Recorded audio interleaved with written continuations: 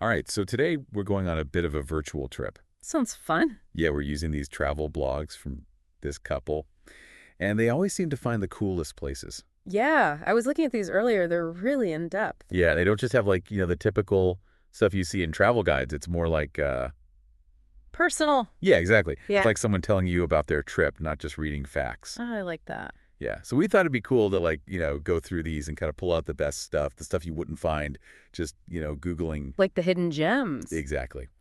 And first up, Morocco. Oh, nice. Yeah, and we're actually looking at two cities, Oh, cool. Which ones? Agadir and Marrakech.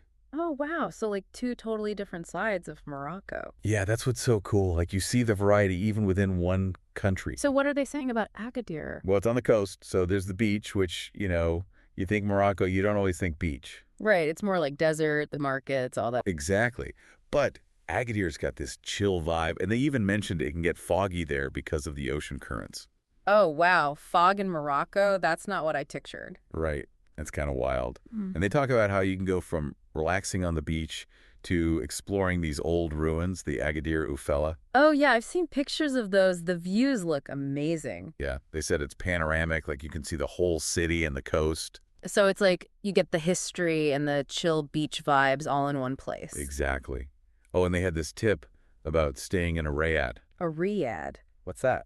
It's like this traditional Moroccan house, kind of like a little palace with a courtyard. Oh, that sounds so cool. Yeah, and they said it's way more budget friendly than a hotel. That's always a plus. For real. And it's supposed to be a way better experience, like you actually get a feel for the culture. Oh, for sure. Like you're not just stuck in some generic tourist hotel. Right. Which reminds me, they did mention something about, being mindful of the culture of Morocco. Right, it's a Muslim country, Yeah. so. Yeah, they said like dress modestly, especially if you don't want to attract unwanted attention. Yeah. Definitely good advice, being respectful of the culture. Okay, so now let's switch gears to Marrakech. All right, now we're talking. I've always wanted to go there. They described it as this, like sensory overload. How so? The souks, the markets, everything's happening at once. Oh, yeah, I've heard about those markets, like a maze of stalls and stuff. Yeah, and they said even the smells, like intense, not always in a good way, Oh, so it's like hitting all your senses at once, good and bad. pretty much. They did have one kind of practical tip, though, about safety. Oh, yeah. Gotta be careful in a busy city. Right. I mean, Marrakech is known for like hustle and bustle, so they said just be aware of your surroundings. And if people are bugging you, They said just be firm, but polite, and say, Lala shukran. lala shukran. Okay, gotta remember that. Yeah, it means no thank you in Arabic. Handy phrase. Totally. Oh, and they had this kind of funny recommendation. They said to skip the leather tanneries. Oh, yeah, I heard about this. They use like natural dyes and stuff. Yeah, but apparently the smell is just like overwhelming. Oh, so not so glamorous up close. Uh-huh. Not so much. They said go to the Jewish cemetery instead. A cemetery. Yeah, apparently it's really beautiful and it gives you this whole other side of the city's history. Wow. See, this is what I love about these blogs. You wouldn't find that in a normal guidebook. I know, right? Like, they're really pushing you to look beyond the obvious tourist stuff. And being respectful of the culture, too, which is so important. Yeah, definitely something to keep in mind, especially in a place like Morocco, where religion is so tied to everyday life. So Agadir for chill vibes, Marrakech for the full-on sensory experience. Pretty much. Yeah, And it's amazing how much variety you can find even within one country, yeah, Morocco is definitely going on my list now. for sure. Okay, but now get ready for a totally different scene. Oh, where are we going now? We're heading south to South Africa. Awesome, I've always wanted to see Table Mountain. Yeah, you and everyone else. But seriously, the pictures from these blogs are incredible. Can't wait to hear about it. Let's dive in. All right, so South Africa. Trading the souks for, well, Mountains and coastline. yeah, exactly. We're talking Cape Town. Such an iconic city. Yeah, and from these blogs, it seems like adventure is like built into the place. Oh, yeah. How so? Well, obviously there's Table Mountain. Gotta hike that, right? Well, they took the cable car up. Smart choice. Uh-huh, maybe. But the views, they said, are just out of this world. I bet, like, you can see the whole city sprawling out, the ocean. They mentioned the mountains, too, like it's this whole panorama. So stunning. But then they also went to Robben Island. Oh, wow. Yeah, that's a totally different experience. Heavy history there. Yeah, it was a prison. Nelson Mandela was held there. Yeah, for years. I said it's really powerful, like puts things in perspective. Makes you think, for sure. And speaking of things to think about, they did talk about safety. Right. That's always a concern with South Africa. Yeah. And they didn't shy away from it. which I appreciate. So what did they say? Just be aware, especially at night. And don't, like, flash your cash around. Common sense stuff, but easy to forget when you're on vacation. Totally. Oh, and they had one very specific tip. Drink bottled water, Oh, yeah, good call. Can't be too careful with that. especially in a new place. Right. Sometimes those little things make a big difference. And it made me think about, being a responsible traveler in general. Yeah, especially in a place like South Africa with all its, complexities. Right, like being aware of the economic situation, being respectful. Totally. Okay, but back to Cape Town.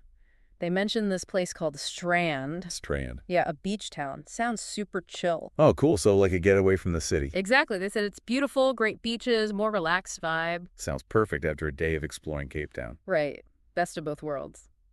But even with all the beauty, they didn't gloss over the harder stuff. Like what?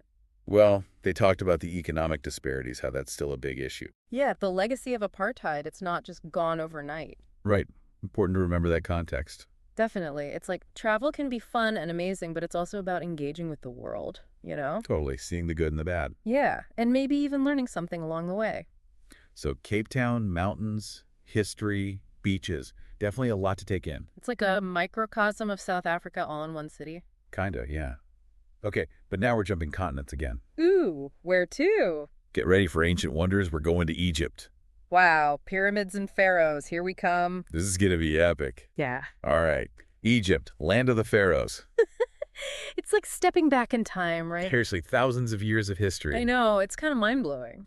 So they started in Luxor. Luxor, that's like the heart of ancient Egypt, right? Pretty much. Valley of the Kings, Valley of the Queens, Karnak Temple. Wow, all the big hitters. They said it's like an open-air museum. Everywhere you look, history. I bet. Did they have a guide? Oh, yeah, an Egyptologist, apparently. Nice. That's Right. got to be the way to do it, right? Yeah, they were saying how much it added to the experience, like getting all the stories and context. Makes sense. You don't want to just wander around. Like, what am I looking at? Right. Oh, and they mentioned something about photos. Oh, yeah. What's the deal? You can't take pictures inside the tombs. Seriously. I guess preservation, they're super fragile. Oh, yeah, that makes sense. I mean, they're thousands of years old. Right. Okay, but then from Luxor, they went to Sharm El Sheikh. Sharm El Sheikh, that's the Red Sea, right? Yep, total beach resort vibe. So it's like ancient wonders and then chilling on the beach. Yeah, kind of crazy how diverse Egypt is. So what did they think of Sharm El Sheikh? Any cool tips? Well, they did say if you're snorkeling or diving, wear a wetsuit. A wetsuit. Why? Apparently, the coral's pretty close to the surface and sharp. Oh, so you could get gut. Yeah, they said it's easy to brush up against it accidentally. Ouch, good to know. Always got to be mindful of the environment, too.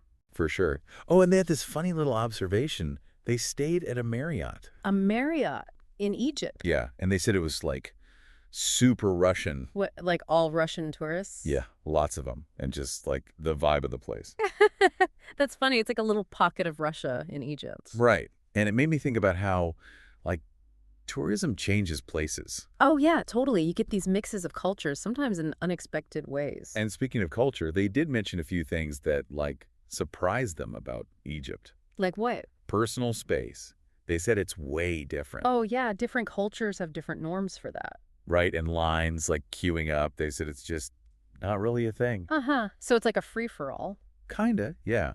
But then they also talked about poverty in Luxor. Oh, right. Yeah, it's easy to forget about that when you're focused on the pyramids. It's like this stark contrast, these incredible ancient sites, and then right next to it, people struggling. Makes you think about the impact of tourism, right? Yeah, and like how we could be more mindful travelers. Totally. So we've seen Morocco, South Africa, and Egypt all through these personal blogs. It's amazing how much you can learn from someone's firsthand experience, you know? Yeah, it's not just facts. It's like feeling what it's actually like to be there. And I think that's what makes these deep dives so cool. We're not just giving info, we're sharing stories. And hopefully inspiring people to go on their own adventures. Exactly.